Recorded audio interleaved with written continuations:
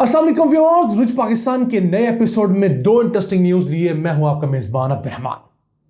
पाकिस्तान का मुआहदा एक अमरीकी कंपनी के साथ हुआ है जो अरबों रुपए की सरमायाकारी से पाकिस्तानी नमक निकालेगी, उसे इंटरनेशनल स्टैंडर्ड पर प्रोसेस करने के बाद दुनिया भर में एक्सपोर्ट भी करेगी। ये पाकिस्तानी नमक के ज़खायर के लिए बहुत बड़ी खबर है क्योंकि हमारे पास तकरीबन 50 बिलियन टन नमक के ज़खायर हैं और स्पेशली गुलाबी नमक जो है पिंक सॉल्ट वो यहाँ से एक्सपोर्ट किया जाएगा। इसे आज के प्रोग्राम में डिस्कस करेंगे। जबकि आज की दूसरी खबर, पंजाब फूड अथॉरिटी ने शहरों में आने वाले दूध को ट्रेस करने के लिए और क्वालिटी मेंटेन करने के लिए 10 तहसीलों के अंदर मिल्क ट्रेसेबिलिटी सिस्टम का आगाज किया है।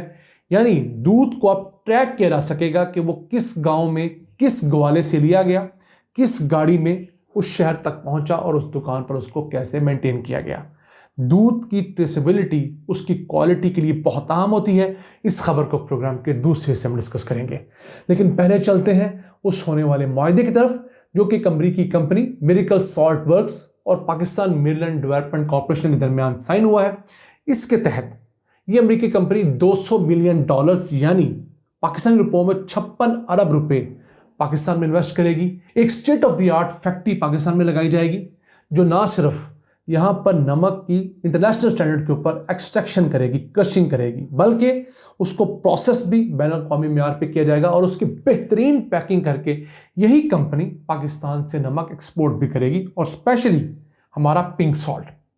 ये एक अमरीकी कंपनी है और उन्होंने पाकिस्तान के नमक पर काफ़ी तहकीक की तो 50 अरब टन नमक के ज़खायर पाकिस्तान में मौजूद है और हम लोग निकालते कितना है, 3 से 4 लाख टन सालाना। तो इसे बढ़ाने की ज़रूरत है और फिर इंटरनेशनल मार्केट में बेचने की भी ज़रूरत है। अब ये कंपनी मियाँ वाली के करीब एक स्पेशल इकोनॉमिक जोन बनाना चाहती है जहाँ से ये लोग सारा का सारा नमक एक्सपोर्ट किया करेंगे। अब नमक जो है वो सिर्फ खाने पीने में काम नहीं आता, कमर्शियल सेक्टर में बहुत ज़्यादा इस्तेमाल होता है, फिर इंडस्ट्री के अंदर इससे बहुत ज़्यादा केमिकल्स बनाए जाते हैं और आजकल नमक घरों में डेकोरेशन पीसीस के साथ साथ उन लोगों के लिए भी इस्तेमाल हो रहा है जो सांस के अमराज का शिकार है। तो उनके लिए एक पूरे कमरे बने होते हैं जहाँ पर नमक रखा जाता है। लोग वहाँ पर जाकर 6, 8, 10 घंटे गुजारते हैं और आस्थमा के मरीज़ यानी कि सांस की मुख्तलिफ बीमारियों के मरीज़ उससे सेहतयाब भी होते हैं। दुबई ने पाकिस्तान से नमक मंगवाकर इस तरह के कमरे बनाए हैं जहाँ पर लोगों को ट्रीटमेंट दी जा रही है। तो हमारे पास तो ऐसे बेतहाशा गार मौजूद हैं जहाँ से नमक निकाला गया है, उनको ऐसे स्पास में कन्वर्ट किया जा सकता है, ऐसे थेरेपी रूम्स में कन्वर्ट किया जा सकता है जहाँ पर सांस के मरीजों का इलाज किया जा सके। एक पते की बात आपको बता दें कि ऐसे घराने या ऐसे दफातर जिनके अंदर सॉल्ट लैंप मौजूद हैं जो कि डेकोरेशन के लिए इस्तेमाल होते हैं, जैसे ये है या मुख्तलिफ स्क्रीन पर आप देख सकते हैं, इन सॉल्ट लैंप्स का मसला ये है कि जब पाकिस्तान के अंदर मानसून आता है तो चूँकि मॉइस्चर लेवल बढ़ जाता है तो इन सॉल्ट लैम्प के अंदर पानी जज्ब होता है और फिर वो पानी इनके नीचे से बहता है तो नीचे जो भी ट्रे होती है, जो शेल्फ होती है, वो ख़राब होती है।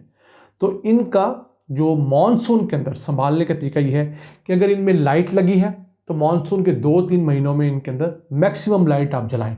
बहुत छोटी एनर्जी से वो लाइट में लगी होती है लेकिन वो इतनी हीट प्रोड्यूस करती है कि ये जो नमक है हवा से मॉइस्चर जज्ब नहीं करता और फिर बाद में छोड़ता नहीं है। तो अगर आप इसकी लाइट जलाते रहेंगे कि 8-10 घंटे रोज़ाना मानसून में जब बारिशें ज़्यादा होती हैं तो ये आपका पानी छोड़कर मुख्तलिफ चीज़ों के ख़राब होने का सबब नहीं बनेगा।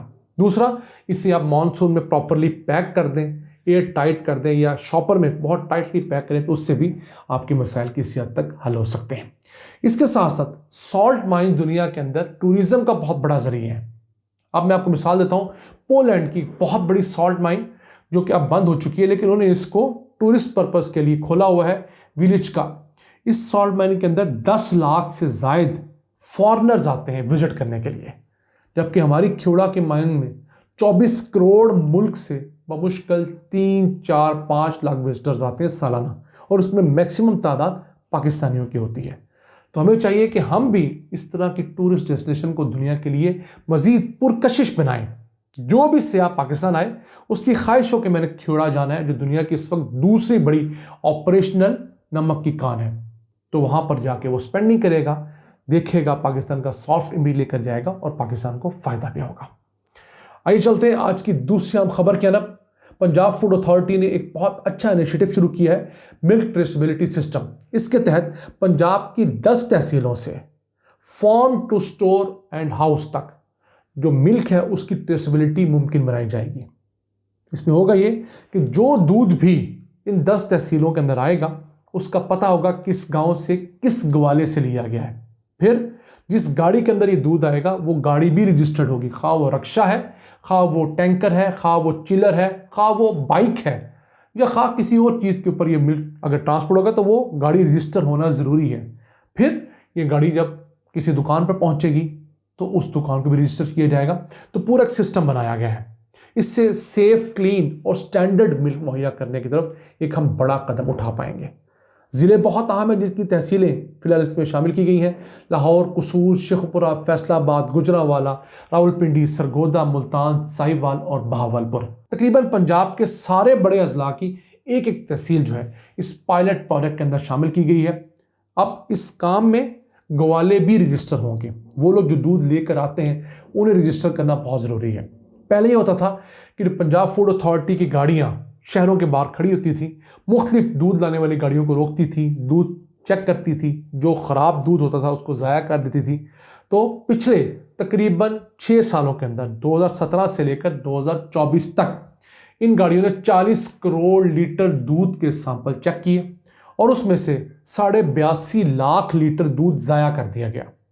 इनका तरीका ये होता था कि गाड़ी में अगर दूध ख़राब निकला है, अगर तो वो एक कोई कंटेनर ख़राब है तो उसको फौरी तौर पर ज़ाया कर दिया जाता था। अगर पूरा चिलर ख़राब है तो उस पूरे चिलर के दूध को ज़ाया कर देते थे। लेकिन ऐसे ऐसे ढीठ लोग हैं और इस काम में प्रॉफिट इतना ज़्यादा है 2 नंबर जारी दूध में कि वो बहुत थोड़ा सा नुकसान बर्दाश्त करके दोबारा काम चला लेते थे या फूड अथॉरिटी वालों के साथ मिल मिला के अपना काम चलाते रहते थे। मैं समझता हूँ जब ग्वाला रजिस्टर होगा, उसकी गाड़ी रजिस्टर होगी, जिस दुकान के लिए दूध आ रहा है वो दुकान रजिस्टर होगी और पीछे किसान रजिस्टर होगा, तो आपको कल को उस बंदे को पकड़ना आसान होगा जो 2 नंबर दूध ला रहा है। फिर आप उसे सज़ा दे सकते हैं। जब ये लोग जेलों में जाएंगे और एक लंबे अरसे के लिए जेलों में जाएंगे तो यकीन कीजिए आहिस्ता आहिस्ता पाकिस्तान में दूध का मेयार और उसकी मिकदार भी ठीक होगी। इसके साथ साथ हुकूमत को ये भी चाहिए कि हमारे जो लोकल जानवर हैं उनकी दूध की प्रोडक्शन बढ़ाने पर फोकस करें, किसानों को सपोर्ट करें ताकि हमारे लोकल सप्लाई ज़्यादा हो। जब सप्लाई ज़्यादा होगी, डिमांड कम होगी तो ऑटोमेटिकली मुल्क के अंदर दूध ज़्यादा अवेलेबल होगा। लोग चाहते हुए भी उसके अंदर 2 नंबरी मिलावट नहीं कर पाएंगे। तो नाज़रीन, ये था आज का एपिसोड।